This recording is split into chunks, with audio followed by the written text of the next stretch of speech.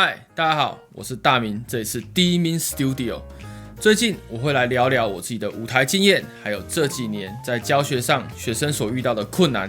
也把解决的方法分享给你，希望对正在吹口琴的你有帮助。今天我们来聊聊半音阶口琴的炸音。炸音这两个字，它形容的是一种声响的效果，上面的起始音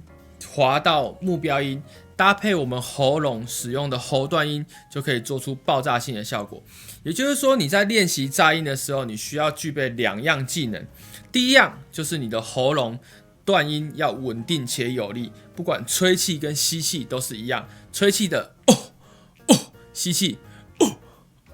都是一样，你要稳定且有力，让你的喉咙感受到有明显的开关，这样你才能做出炸的那个效果。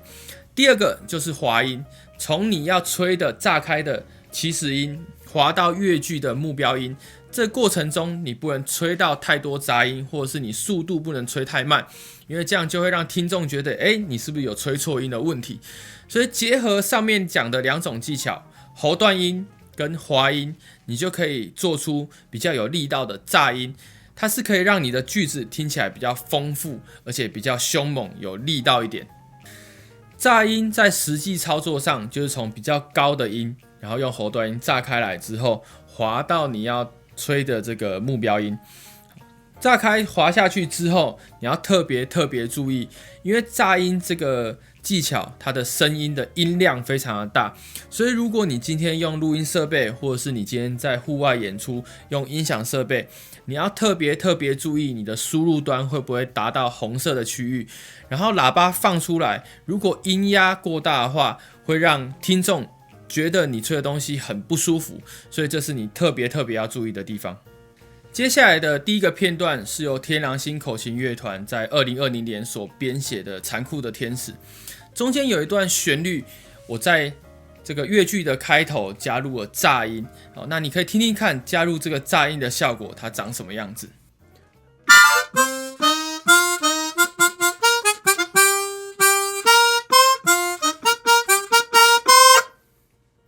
第二个片段是由台湾天狼星口琴乐团编写的《一样的月光》。那我在前面电吉他 solo 的部分，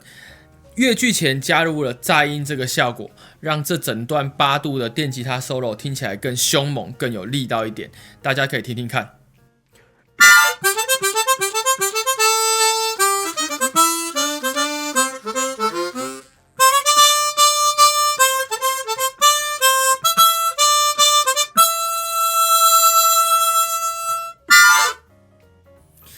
以上就是今天所分享的炸音内容。